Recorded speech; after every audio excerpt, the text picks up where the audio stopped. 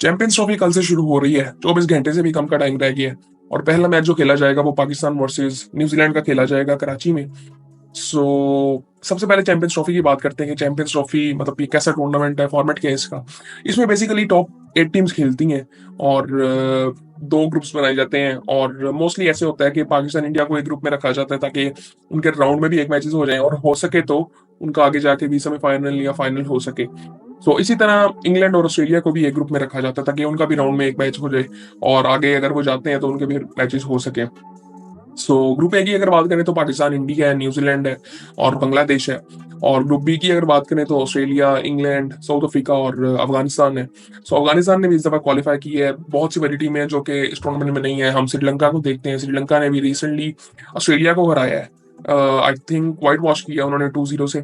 और उसके बाद अगर देखें तो अफगानिस्तान बड़ी अच्छी क्रिकेट खेल के आ रहा है, लेकिन वेस्ट इंडीज नहीं है इतनी बड़ी टीम। जो पास में होती थी वो टीम भी नहीं है।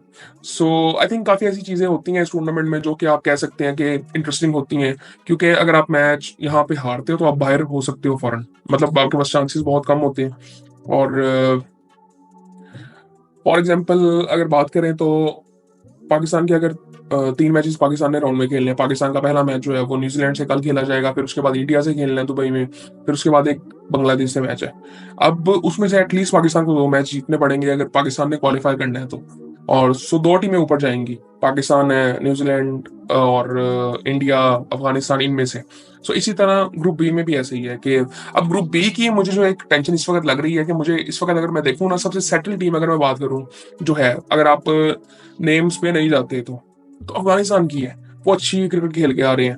आप ऑस्ट्रेलिया को देखते हैं, उनके बॉलर नहीं है उस तरह से, वो सेटल टीम नहीं है, but I think strong team तो है वो। इसी तरह इंग्लैंड को अगर देखें तो इंडिया से बहुत बुरी तरह हार के आ रहे हैं वो। और इस तरह अगर देखें साउथ अफ्रीका को तो उन्होंने भी कोई इतनी खास क्रिकेट खेली नहीं है। और पाकिस्तान के अगर ग्रुप में बात करें जिसमें पाकिस्तान, इंडिया और इंडिया ने रिसेंट टाइम में बड़ी अच्छी क्रिकेट खेली है।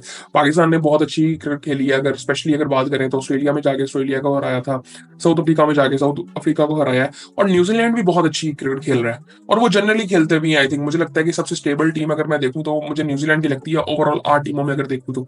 और अगर ग्रुप में देखूं तो इस टीम में, इस साइड पे मैं अगर देखूं तो न्यूजीलैंड भी ठीक है, पाकिस्तान भी ठीक है और इंडिया भी ठीक है। और उस ग्रुप में अगर बात करूं तो मुझे सबसे सेटल टीम जो है वो अफगानिस्तान की लगती है। सो बड़ा इंटरेस्टिंग होगा ये टूर्नामेंट।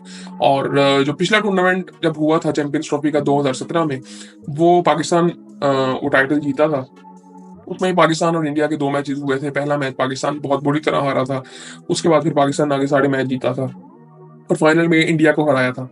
सो वहां से उसकी काफी बात हो रही है और बहुत सी बातें ऐसी हो रही हैं कि पाकिस्तान उसको डिफेंड कर सकता है कि नहीं कर सकता। एबिलिटी अगर पूरे पोटेंशियल पे खेलते हैं तो मेरे ख्याल से एबिलिटी तो है, बट आई थिंक कोई इतना इसमें मुझे लगता है किस्मत का भी काफी हाथ आ सकता है। वो इसलिए क्योंकि अगर आप एक मैच में हार जाते हो तो आपके लिए मुश्किल हो सकती है। सो इसीलिए ये टूर्नामेंट काफी इंटरेस्टिंग होता है। वरना हम वर्ल्ड कप्स में देखते हैं तो काफी चांसेस होते हैं टीमों के पास कि वो क्वालिफाई कर सकें अगले राउंड में, लेकिन इसमें उस तरह से नहीं है। सो ये सूरत हाल है। बाकी ग्राउंड्स की अगर बात करें तो ग्राउंड्स पूरी तरह से रेडी हैं और आई थिंक मैं तो बड़ा एक्साइटेड हूँ, आप लोग भी काफी आई थिंक एक्साइटेड होंगे। और आगे हम स्क्वाड्स का प्रीव्यू भी करेंगे कि कैसी टीमें ओवरऑल। बाकी मैं अगर जनरली देखूँ ना, मुझे लगता है कि रिसेंट टाइम्स में क्रिकेट को इतनी ऊपर गई नहीं है।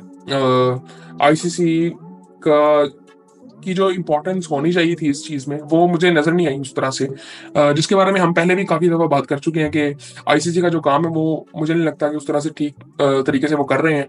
और ये मैं नहीं कहता, ये सिर्फ ये अगर आप देखें तो हर जगह से अब सुनने को मिलती है ये चीज। और इवन उनके जो पहले प्रेसिडेंट थे जय शाह से पहले, उन्होंने खुद ये बात कह दी थी जब उनका जो टेन्योर था वो खत्म हुआ था कि यार ये बायस तो हम होते हैं क्योंकि पैसा सारा इंडिया से आता है। सो ये सारी चीजें आई थिंक डिटेल में फिर कभी बात करेंगे, बट ये चीजें आई थिंक है और इसीलिए क्रिकेट पिछले कुछ सालों में इतनी ऊपर नहीं गई। अगर हम स्पेसिफिकली कुछ कंट्रीज को देखेंगे, फॉर एग्जांपल इंडिया को देखेंगे, तो हम कहेंगे बहुत बेहतर क्रिकेट है, वो बहुत बेहतर आईपीएल उसमें मोस्टली देखा जाएगा। बट ओवरऑल अगर क्रिकेट को देखेंगे तो हमें कुछ ऐसा नजर नहीं आता कि यार बहुत बेहतर क्रिकेट हुई है।